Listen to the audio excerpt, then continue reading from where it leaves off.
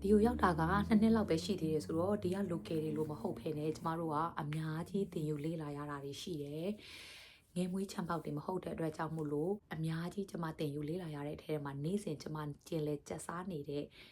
အချက်10ချက်ကိုဒီမှာပြောပြမယ်ပထမဆုံးတစ်ချက်ကတော့ကျမရေးပြုစုဆောက်ရှောက်မှုတွေရဲ့ငွေကြေးဆိုင်ရာတွေရဲ့ငွေကြေးဆိုင်ရာတွေဆိုလို့ရှိရင် tax တွေကိုဘယ်လိုမျိုးတွေလုပ်နေကြတာလဲကျမတို့ရဲ့ personal tax တွေ federal tax တွေ state tax တွေကဘယ်လိုတွေဆောင်ရတာလဲဆိုတာတွေအခုမှကျမလုံးစိတ်ပတ်စိတ်တောင်နားမလည်နိုင်သေးဘူးပေါ့နော်ပြီးရင်credit card score တွေကောင်းအောင်လို့ကျမဘယ်လိုတွေတိဆောက်ရမှာလဲကားတစ်စီးကိုဝယ်ပူးထားတဲ့အခါကျတော့မှဒီလူကကားရဲ့အကျွေးတွေကိုကောင်းကောင်းပြန်ဆက်ထားတာပါလားဒါဆိုရင်ငါတို့ကသူ့ကိုအိမ်ဝယ်ဖို့အတွက်ပတ်စံထုတ်ပေးမယ်ဆိုတာမျိုးတွေအတွက်ကြောင့်မလို့ကျမတို့ကကားတစ်စီးကို credit score ကောင်းအောင်လို့ဝယ်လိုက်ရတဲ့အခြေအနေတွေရှိတယ်ပေါ့နော်တကယ်လို့ကိုကပတ်စံရှိတယ်လုံးဝနေနိုးနဲ့ကင်းချင်တယ်ဆိုပြီးတော့တလုံးတစ်ခဲတဲ့ငွေပေးပြီးတော့ဝယ်တာလဲလုပ်လို့ရတယ်လို့ကိုယ့်ရဲ့ credit ကို score ကောက်အောင်လို့ကိုယ့်ရဲ့ credit ကိုသုံးပြီးတော့ကားဝယ်လိုက်ရတာမျိုးအခြေအနေတွေလည်းရှိရယ်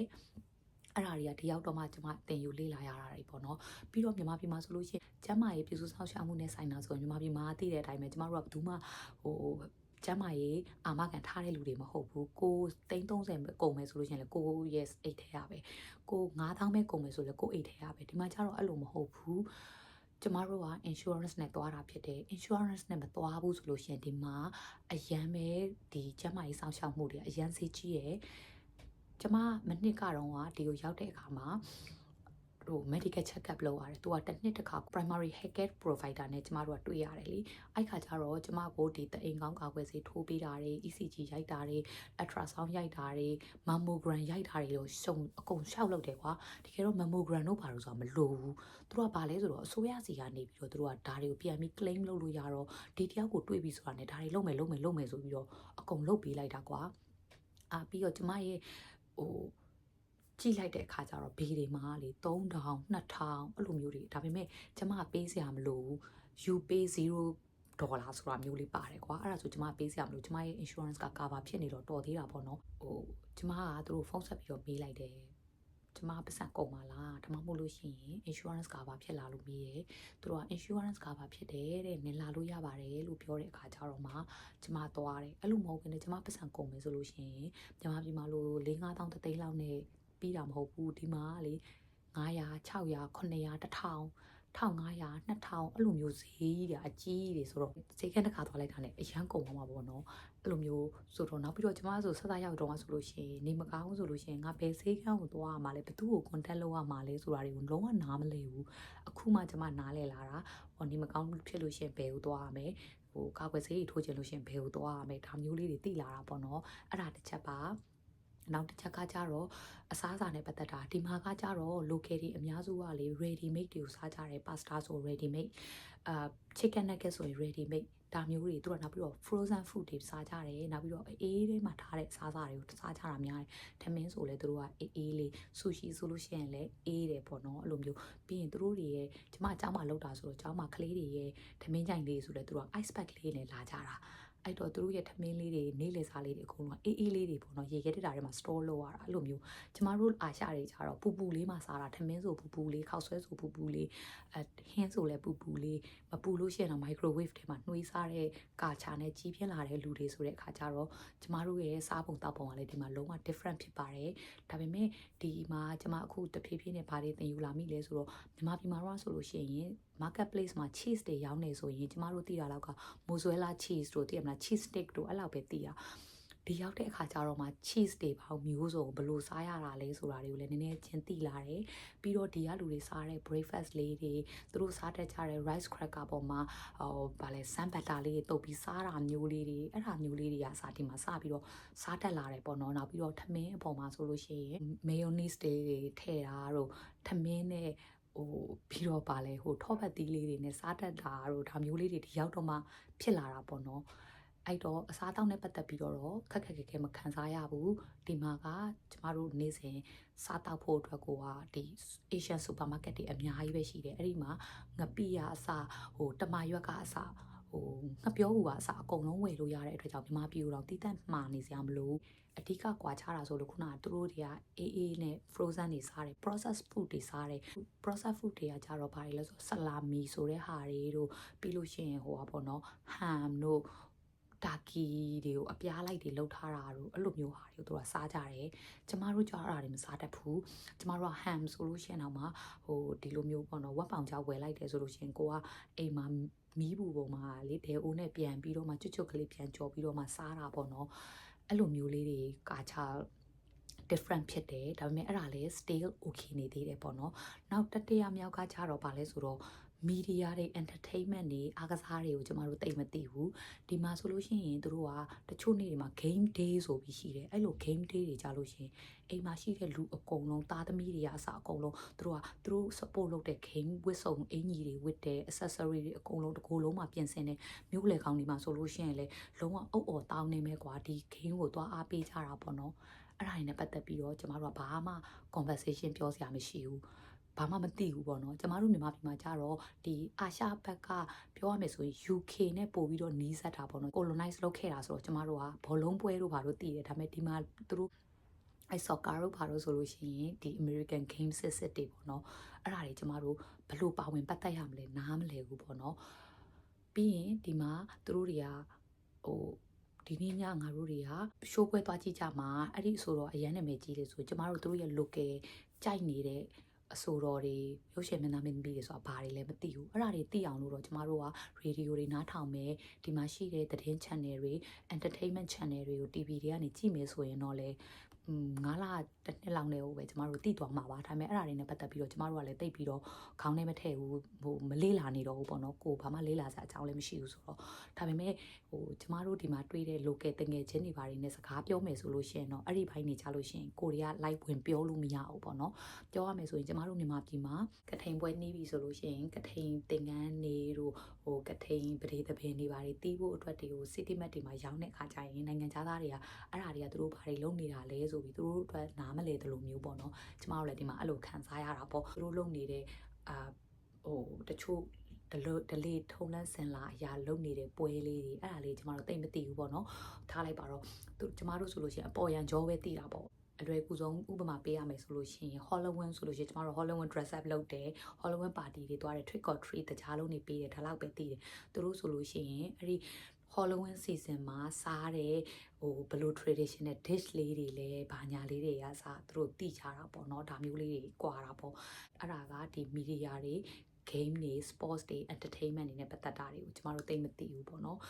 ်အဲ့တော့တကယ်လို့ဒါကျမတို့ကဒီမှာဟိုဒီဇိုင်းပိုင်းနဲ့ပတ်သက်ပြီးတော့အလုပ်လုပ်မယ်ဆိုလို့ရှိရင်ဒီကလူတွေအခုဟိုမီဒီယာမှာ trend ဖြစ်နေတာတွေကဘာတွေလဲဒီကလူတွေကြိုက်တဲ့ sport တွေကဘာတွေလဲအဲ့ဒါတွေကျမတို့ကနားလည်နှံ့ဆက်ဖို့အတွက်ကိုအချိန်တစ်ခုပေးရမှာပေါ့နော်ဟို sport day တို့ဘာလို့အရင် popular ဖြစ်တဲ့ game နေမျိုးတွေရှိတယ်အဲ့ဒါမျိုးဆိုလို့ရှိရင်ကျမတို့ဒီ grocery shopping တွေဘာတွေသွားတဲ့အခါကျလို့ရှိရင်သူကတိတ်တိတ်ကြကြအောင် game day မှာစားမဲ့ meal တွေအစား deal တွေလုပ်ပြီးအကုန်ရောင်းထားတာကွာ game day အတွက်ကို specialize လုပ်ထားပြီးတော့ရောင်းတဲ့အစားအစာတွေပေါ့နော်အဲ့ဒါမျိုးတွေကအစားရှိရဲအဲ့ဒါဆိုကျမတို့ကအခုမှ learning လုပ်နေရတော့ပေါ့နော်မိတ်ဆွေဖွဲ့ရတဲ့ပတ်သက်ပြီးတော့ကျမတို့ကမြန်မာလူမျိုးဆိုရင်မြန်မာ group လေးမှာနေကြတယ် Spanish ဆိုရင်လည်း Spanish တွေရဲ့ group လေးမှာနေကြတယ် India ဆို Indian group လေးမှာနေကြတယ်အဲ့လိုလေးနေကြတယ်အဲ့ဒီမှာကိုယ့်ဘာကိုယ်ပဲ sharing လုပ်ကြတယ်ပေါ့နော်ကျမတို့ဆို Burmese community ရှိတယ်ဒါပေမဲ့အများအားလည်း Burmese community ကိုကျမတို့ကတွားပြီးတော့မ join ဖြစ်ဘူးတခါတလေလဲကိုစားချင်တဲ့စားစားလေးရှင်ဘုန်းကြီးเจ้าမှာပွဲလုပ်တယ်ဆိုတွားလိုက်တယ်တချို့ဟာတွေကျရင်လည်းကျမတို့မတွားဖြစ်ဘူးဒီမှာလည်းဟိုးတုန်းကနေခဲ့တဲ့လူမဟုတ်တဲ့အတွက်ကြောင့်မလို့မြန်မာတွေအများစုနဲ့လည်းကျမတို့ကမသိဘူးတီးတန့်လေးကိုယ့်ဘာကိုယ်ပဲနေကြသလိုဖြစ်နေတာပေါ့နော်ကျမတို့အတွက်ကလေဟိုအချိန်ပေးပြီးတော့ community တစ်ခုစီကိုကျမတို့ကတွားပြီးတော့ပေါင်းသင်းမနေဘူးပေါ့နော်အဲ့ခါကျတော့ကျမလိုမျိုးဟိုအသက်အရွယ်တစ်ခုရောက်ပြီးဆိုတော့ middle age ပေါ့နော်ကျမတို့အလဲအလက်လူတွေအနေမှာကြတော့ဘာကြုံရလဲဆိုတော့ကျမတို့ကဒီမှာကြောင်းတက်တာမဟုတ်ဘူးကြောင်းတငယ်ချင်းဆိုတာမရှိဘူးလုပ်ငန်းခွင်မှာရတဲ့တငယ်ချင်းကလည်းအခုမှရတာနောက်ပြီးကိုယ့်ထက်လည်းငယ်ကြတယ်ဒီကလူတွေလည်းဖြစ်တယ်ကျမတို့နဲ့ culture different ကလည်းရှိတဲ့ခါကျတော့ခုနပြောသလိုသူတို့ပြောနေတဲ့ conversation တွေအကုန်လုံးကျမတို့မသိဘူးအဲ့တော့သူတို့ပြောနေ conversation မှာကိုဝင်ပါလို့မရဘူးပေါ့နော်သူတို့ပြောနေတဲ့ band တွေအကြောင်းမသိဘူးသူတို့ပြောနေတဲ့ game တွေအကြောင်းမသိဘူးသူတို့ပြောနေတဲ့ talk show တွေအကြောင်းကျမမသိဘူးဒါမျိုးတွေဆိုတော့ကျမက ကိုယ့်ရဲ့ကြောင်းကလုတ်ဖို့ကင်ဘတ်တင်နေလေစကားတိချာပြောလို့မရဘူးပြီးရင်သူတို့တွေနဲ့စနေတနင်္ဂနွေကျရင်အပြင်သွားကြရအောင်လို့တယောက်ကိုတယောက်တော့စကားတော့စလိုက်တယ်ပြီးလို့ရှိရင်တကယ်ကြတော့မသွားဖြစ်ကြဘူးပေါ့နော်သူတို့လည်းသူတို့အလုံးနဲ့သူတို့ရှိုးကိုယ်အလုံးနဲ့ကိုယ်ရှိုးဆိုတော့ဒီမှာ social connection ကကျမအနေနဲ့ကလုတ်ဖို့မလွယ်ဘူးပေါ့နော်ကိုမိသားစုနဲ့ပဲကိုကျင်လဲတာများတယ်တကယ်လို့မှသွားချင်တယ်လုပ်ချင်တယ်ဆိုရင်ဘယ်လိုမျိုးတော့လုပ်လို့ရလဲဆိုတော့ဒီ meet up ဆိုတဲ့ group လေးတွေရှိတယ် app လေးတွေမှာသွား join လို့ရတယ်အဲ့မှာမုတ်ဖုတ်တင်တန်းလေးတွေတို့သွား join ပြီးရင်တောတွေကိုလမ်းသွားလျှောက်တဲ့ group လေးတွေရှိရင်သွား join ပြီးရင်ဒီမှာ community garden လေးတွေရှိတယ်အဲ့ဒီမှာ community garden လေးကိုကျွန်မဝင်ထားတယ်ဒါပေမဲ့အရန်ကိုသူက popular ဖြစ်တဲ့အတွက်ကြောင့်မလို့ waiting list ဖြစ်နေတယ်2026-2029ကြာမှကျမရဲ့ space လေးရမယ်အဲ့ဒီ community မှာတော့ပါဝင်ပတ်သက်လို့ရမယ်အဲ့လိုမျိုးပေါ့နော်ဒါပေမဲ့သူတို့တွေအခါအားရစွာလုပ်တဲ့အဲ့လို talk show လေးတွေတို့သူတို့တွေလုပ်တဲ့ charity ပွဲလေးတို့ဒါလေးကျမသွားလို့ရတယ်ကျမရှိမှလည်းအဲ့လိုမျိုးလေးတို့သွား join နေပေါ့နော်ချိုချပေါ့နော်အဲ့လိုမျိုးနဲ့ပဲကျမက connection လေးရအောင်လို့တိဆောက်ရတယ်ပေါ့နော်ဒီမှာလည်းကျမရှိထားတဲ့တငယ်ချင်းတစ်ယောက်နှစ်ယောက်လေးတို့ကျမ text message လေးတွေအခါအားရစွာပို့တခါတလေလေးအပြင်မှာတွေ့ပြီးမုတ်စားဒါမျိုးလေးတွေတော့ကျမလုပ်ဖြစ်တယ်အဲ့တော့ social connection ကဒီမှာလုပ်ဖို့တော်တော်မလွယ်ပါဘူးကျမတို့အိမ်ကိုလာပြီးတော့ဖင်းလေးတွေလာပို့တာကျမနေပြီးတော့သူတို့အိမ်ကိုသွားလဲတာသူတို့နဲ့တူတူ barbecue တွေလှုပ်စားတာနေတိုင်းဖုန်းဆက်ပြီးစကားပြောတာအဲ့လိုလူမျိုးတွေကျမမှာရှိမနေပါဘူးအဲ့လိုမရှိနေအောင်လို့လည်းကျမနေနေတာလည်းပါပါတယ်ဒါပေမဲ့ခုနပြောသလိုမျိုးကျမတို့အရွယ်မှာအသက်နည်းနည်းကြီးသွားပြီကြောင်းတက်နေတာမဟုတ်ဘူးဆိုတဲ့အခါကြောင့်မလို့တကယ်ချင်းအပေါင်းတင်ရတော့ရှားသွားပါတယ် employee benefit တွေမြန်မာပြည်မှာတော့ဆိုလို့ရှိရင်ဘာမှကျမတို့က holiday hour တွေလည်းမသိဘူး sick leave တွေကိုလည်းတိတ်မသိဘူးဒီရောက်တဲ့အခါကျတော့မှကိုကနိုင်40အလုပ်လုပ်ပြီးပြီဆိုလို့ရှိရင်vacation hour 1 hour ရတယ်ဆိုတာမျိုးတွေဒီရောက်တော့မှသိရယ်ပြီးတော့ sick leave တွေဆိုလို့ရှိရင်လည်းငါဒီနေ့နေမကောင်းလို့နားလိုက်ပြီဆိုရင်ငါရဲ့ sick leave ကဘယ်လောက်ကုန်သွားပြီလဲငါဘယ်နှစ်နာရီပြန်ဖြည့်ရမှာလဲဒါမျိုးလေးတွေကဒီရောက်တော့မှသိရယ်ပြီးတော့ employee benefit မှာငါတို့ရဲ့အလုပ်ကပင်စင်အတွက်စုဖို့အတွက်ကိုသူတို့ကလုပ်ပေးတာလားပြီးလို့ရှိရင်ကျမတို့မှာဆိုလို့ရှိရင် employee benefit နဲ့ပတ်သက်ပြီးတော့မှကျမတို့ကားဝယ်မယ်ဆိုလို့ရှိရင် discount ပေးတဲ့ program ရှိတယ်သူတို့သက်ဆိုင်ရာ dealer တွေနဲ့သူတို့ချိတ်ဆက်ထားတာပေါ့နော်ပြီးရင်ကျမတို့က career development လုပ်ချင်တယ်ဆိုလို့ရှိရင်ကျမတို့ရဲ့ company ကနေပြီးတော့ချိတ်ဆက်ထားတဲ့တက္ကသိုလ်တွေရှိတယ်အဲ့ဒီတက္ကသိုလ်တွေနဲ့ကျမတို့ကသွားပြီးတော့ချိတ်ဆက်လို့ရတယ်ဒါမျိုးလေးတွေကိုလည်းဒီရောက်တော့မှဒီ employee benefit တွေဆိုတာဘာတွေလဲဆိုတာကိုသိရတယ်မြန်မာပြည်မှာတော့အဲ့ဒါတွေနဲ့ပတ်သက်ပြီးဘာမှမသိခဲ့ရဘူးပေါ့နော်အဲ့ဒါလေးတွေရှိတော့အမိုက်တွေကို control လုပ်တာကျမကအားလုံးပဲသိကြတဲ့အတိုင်းစိတ်များဆိုတာဖြစ်တည်လာတယ်ဆိုတာကဒီအမိုက်တွေကိုဘလောက်ထောင်မှ short ချမလဲမလိုအပ်တာတွေဘလောက် short ချမလဲဆိုတော့ကျမရဲ့အဓိက main လုပ်ငန်းဖြစ်တယ်အဲ့အတွက်ကြောင့်မလို့ဒီရောက်တဲ့အခါကျတော့ဘာကြုံရလဲဆိုတော့ Amazon ကနေပစ္စည်းမှာတယ်ဆိုလို့ရှိရင်လေ box က3 box လောက်ရှိတယ်ပါလာတာနော်မြန်မာပြည်မှာလိုမျိုးလေညီမလေးကြီးအမကတော့ plastic တွေမကြိုက်လို့အထုပ်ကလေးကိုတတ်နိုင်တဲ့လောက်သေးထုတ်ပေးပါနော်လို့ပြောလို့မရဘူးသိရမလားဘုံကြီးဘုံငယ်အသွဲနဲ့လာတာကွာအဲ့လိုမဟုတ်လို့ရှိရင်ဒီမှာပစ္စည်းပြက်စီးလို့ပါဆိုပြီးတော့တိုင်ကြတော်ကြတာတွေကများတော့သူတို့ဘက်ကနေပြီးတော့ safe side လောက်ထားတဲ့အနေနဲ့အမလေးဘုံကြီးတွေအိတ်ကြီးတွေအကြီးကြီးတွေနဲ့လာတာတွေကိုဒီမှာကြုံရတယ်ပြီးတော့ဒီကလူတွေကလေအရန်အလုပ်များကြတဲ့အခါကျတော့တချို့အရာတွေဆိုသူတို့ကလေပေါ့ပါ ready made တွေနဲ့ပဲခုနပြောသလိုပေါ့နော်အစားအသောက်တွေဆိုလေ ready made တွေစားကြတယ်ပြီးရင်သူတို့ကအသုံးဆွဲတွေဆိုလို့ရှိရင်လေတစ်ခါသုံးပကံတွေနဲ့စားပြီးလွတ်ပစ်တယ်တစ်ခါသုံး coffee ခွက်တွေနဲ့တောက်ပြီးလွတ်ပစ်တယ်အရန်သုံးတယ်ပြီးရင်သူကပါတီတွေအသေးလုံးတယ်အဲ့ပါတီတွေမှာလေသူကတစ်ခါသုံးပေါ့နော်ဘာလဲ table cloth တွေလေစပွဲခင်းတွေတုံးတယ်ပြီးလို့ရှိရင်အဲ့ပွဲပြီးပြီဆိုတာနဲ့အဲ့ table cloth တွေအကုန်လုံးအမှိုက်ပုံနဲ့ပြတ်တယ်အဲ့ဒီကာချာတွေထဲမှာကျွန်မ adjust ဖြစ်အောင်နေရတာပေါ့နော်အဲ့တော့ဒီနိုင်ငံမှာလာပြီးတော့ plastic တွေထုတ်ဖို့တာတွေနဲ့တတ်တာဖို့အတွက် farmer market ကိုသွားမယ်လို့ကျွန်မအိမ်ကို fan to table ဓာတ်ရိုက်ရအောင်လုပ်မယ်ဆိုလို့ရှိရင်ပတ်စံတွေကအရန်စေးကြီးတယ်အဲ့တော့ကြောင့်မလို့ကျွန်မကကြိတ်မိတ်ပြီးတော့ပဲကဲ plastic ဘူးနဲ့ပတ်ထားတဲ့ဟာဆိုလဲအလွယ်ဆုံးရတဲ့ဒီ sign တွေမှာပဲကျွန်မဝယ်လိုက်ရတာပဲတခါတလေကျွန်မတို့ပတ်ဝန်းကျင်မှာsoup တောက်မယ်ဆိုလို့ရှိရင်တစ်ခါသုံးစွန်းနေနဲ့ဖြစ်နေတယ်ကျမမှလည်းဇွန်းနေမပါဘူးဆိုလို့ရှိရင်အဲ့တစ်ခါသုံးစွန်းတွေကိုယူပြီးတော့ပဲကျမလည်းတောက်လိုက်ရတာပ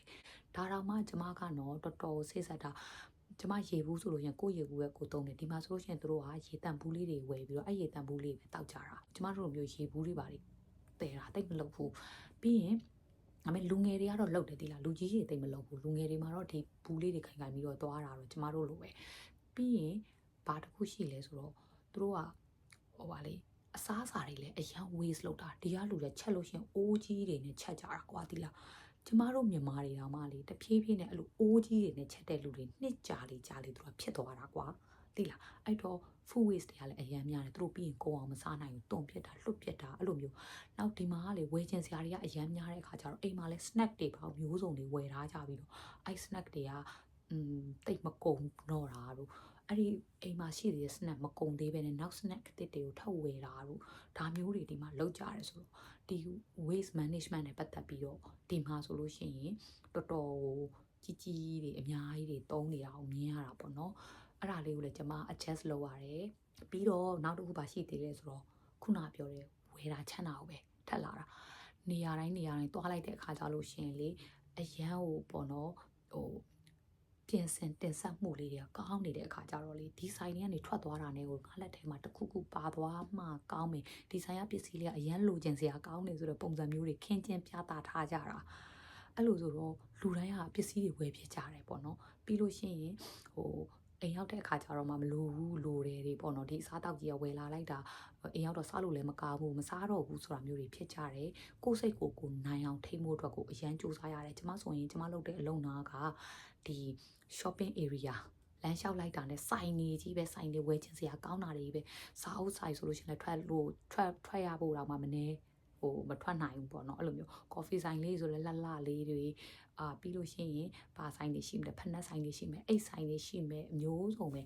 ပတ်စံကိုလေဟိုပါသွားတာနဲ့အကုန်သုံးလို့ရတဲ့ပတ်ဝန်းကျင်ဖြစ်နေတာအဲ့ဒီထဲမှာကျမမဝယ်မိအောင်လို့ကိုစူးစမ်းရတာပေါ့နော်နှုတ်ဖို့ဆိုရင်အตาလေးတစ်ခုနှစ်ခုကတော့ပါလာလိုက်ပြီအဲ့လိုပုံစံမျိုးပဲပေါ့နော်ဒီ Black Friday sale တွေကိုလည်းကျမတို့ကမဝယ်ပြအောင်ထိန်းရတယ်ပြီးရင်ဘာ sale များ sale အဲ့ဒီ sale တွေပေါင်းများစွာကိုလည်းမဝယ်ဖြစ်အောင်ထိန်းရတယ်ဒါမျိုးလေးတွေရှိရယ်ပြီးတော့ဒီကလူတွေကအရန်ဝယ်ကြတယ်သူတို့ကဘာလဲဆိုတော့လေထားလိုက်ပါတော့ season တစ်ခုချင်းစီမှာလေအိမ်တွေမှာ decoration တွေလုပ်ကြတာဒီမှာ$1 $2ဆိုင်လေးတွေကလည်းအများကြီးပဲ5 below ဆိုလို့ရှိရင်လည်းအဲ့လိုကွစ်စီကွက်စာလေးတွေရောင်းတာပေါ့နော်မြင်းနေကောင်က separate လို့ဆိုင်မျိုးလေးတွေဒီမှာအများကြီးပဲ dollar trees တို့ပါတော့အဲ့လိုလေးရှိတယ်အဲ့ဒီတွေမှာဆိုလို့ရှိရင် decoration ပစ္စည်းလေးတွေရောင်းတာသူတို့ကလာပြီးChristmas နားနေပြီဆို Christmas အခုဆို site တွေမှာအကုန်လုံး Christmas နဲ့ပတ်သက်တာတွေပဲရောင်းနေကြတာအဲ့ဒါလေးဆိုသူတို့ကအကုန်လုံးသူတို့အိမ်တွေမှာအဲ့ဒါတွေနဲ့ပတ်သက်ပြီးတော့ decorate လုပ်ပြီးရင်သူတို့ကအဲ့ဒါလေးတစ်ချက်နဲ့ချက်ပဲပေးရတာဆိုတော့သူကလှုပ်ပြလိုက်ပြီးရင်နောက်နှစ်ကြာလို့ရှိရင်ကဲလာပြီးဆမ်မာဆိုပြီးဆမ်မာနာရောက်ပြီးဆမ်မာနဲ့ပတ်သက်တဲ့ဟာလေးတွေအကုန်လုံးဟို garden ထဲမှာထားဖို့ဟာရေကူးကန်မှာထားဖို့ဟာအိမ်ရှိလေးတွေမှာထားဖို့ဟာအဲ့ဒါတွေအကုန်လုံးသူတို့ကဝယ်ချပြန်ရောအိမ်ကို decorate လုပ်နေကြတာပေါ့နော်အဲ့တော့ဘာတစ်ခုတော့ကောင်းလဲဆိုတော့ကျမတို့မြန်မာပြည်မှာဆိုလို့ရှိရင်လူတွေကလေအလှပနဲ့ပတ်သက်ပြီးမျက်စိအမြင်မရှိဘူးအိမ်ကြီးတွေဆိုလည်းဒီအတိုင်းကြီးပဲပေါ့နော်ဟိုလမ်းဆိုလည်းဒီအတိုင်းကြီးပဲဒီမှာကျတော့မျက်စိပတာထားရှိတာလေးတွေသူတို့ကချစ်စရာကောင်းတဲ့ပတ်ဝန်းကျင်လေးတွေဖန်တီးထားတာလေးတွေကိုတော့ကျမတို့မြင်ရတယ်ဒါပေမဲ့ကျမတို့ကတော့အဲ့ဒီ decoration တွေတော့ like မဝယ်ဘူးပေါ့နော်ဘာလို့လဲဆိုတော့အဲ့ဒီကနေ waste တွေအရန်ဖြစ်တယ်အဲ့ decoration တွေကဘာမှလည်းမကောင်းပေါ့ပဲ cheap ဖြစ်တဲ့ဟာတွေပေါ့နော်ခုနပြောသလိုတစ်ချက်နဲ့ချက်တန်လေးတွေဆိုတော့ဟိုဘယ်လိုခေါ်မလဲကင်လိုက်တာနဲ့ချိုးချေလိုက်တာနဲ့ကြေမော့သွားမယ့်အရာလေးတွေကိ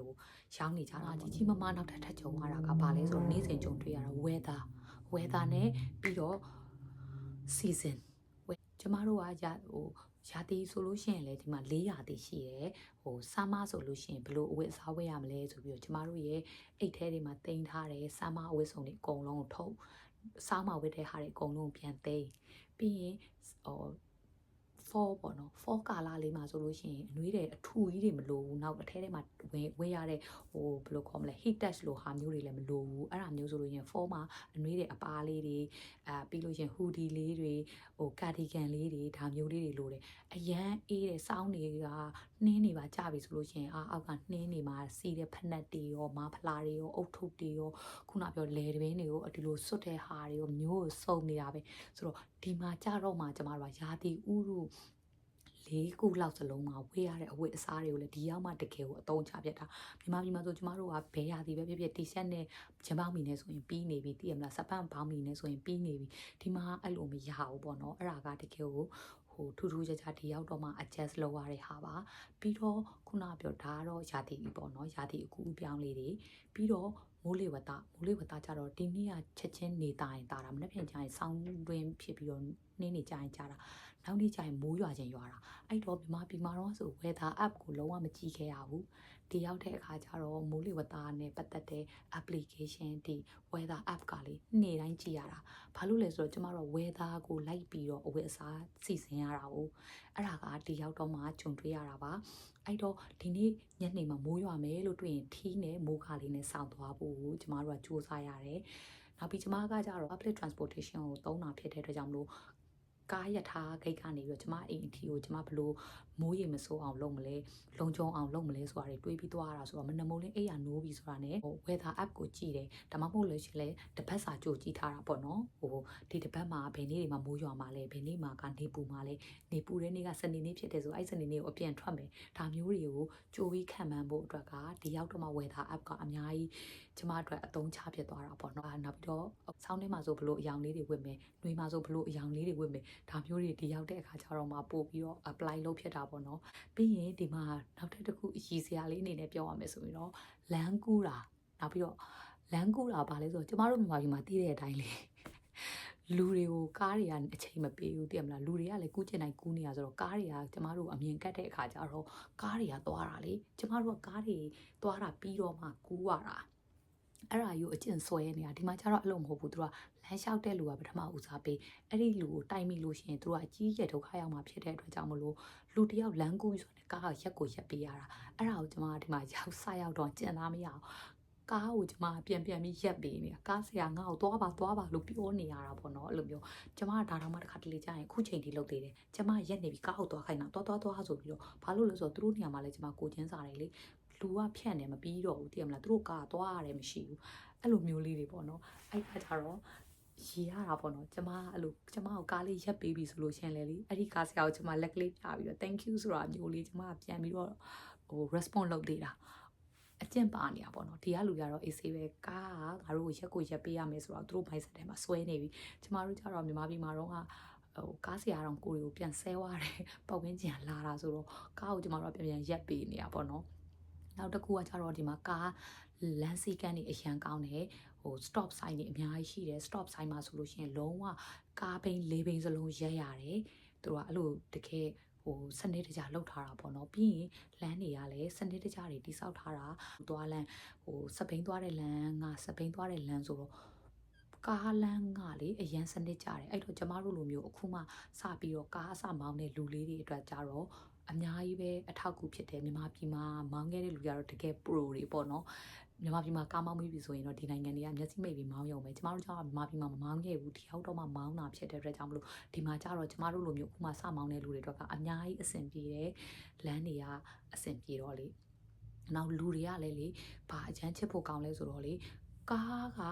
ဒီဘက်လမ်းကြောင်းပြောင်းပြီဆိုလို့ရှိရင်လေအဲ့လမ်းကြောင်းပြောင်းကျင်တဲ့ကောင်အနောက်ကားလေးကစောက်ပေးတာမြန်မာပြည်မှာလိုမျိုးလေနေမဝင်နဲ့ဆိုပြီးတော့သွားတာမျိုးလုံးဝမရှိဘူးအဲ့ဒါလေးကိုတော့အရန်ချစ်တယ်ဘယ်တော့မှဆိုဒီဘက်လိန်မှာရှိနေတဲ့လူကလေလိန်ချင်းမှုအတွက်ကိုလေဘယ်တော့မှနေရမရဖို့စိတ်မပူနဲ့ပေးတယ်အဲ့စိတ်လေးကိုကျွန်မအရန်ချစ်တယ်ပေါ့နော်အဲ့ဒါကြောင့်မလို့လန်စီကန်လေးကိုလည်းကျွန်မအဲ့ဒါလေးသင်ယူမိရဲ့ဒါပေမဲ့တချို့လူတွေပါရှိလဲဆိုတော့တချို့ immigrant တွေမြန်မာတွေတော့မဟုတ်ဘူးပေါ့နော်တခြားနိုင်ငံလာတဲ့လူတွေကသူတို့နိုင်ငံရဲ့ကားလန်စီကန်တွေမကောင်းနေတာကိုဒီအထိယူလာတယ်ဒီမှာအဲ့ဒါတွေကိုလိုက်ပြီးတော့ apply ပြန်သုံးချတယ်လမ်းမှာနည်းနည်းအမြင်ကတ်စရာကောင်းတဲ့ driver မျိုးတွေဖြစ်သွားကြတယ်ပေါ့နော်အဲ့တော့ကျမတို့ကအဲ့ဒါလေးကိုလည်းလေးလာသင်ယူရင်းနဲ့ဘာတွေးလဲဆိုတော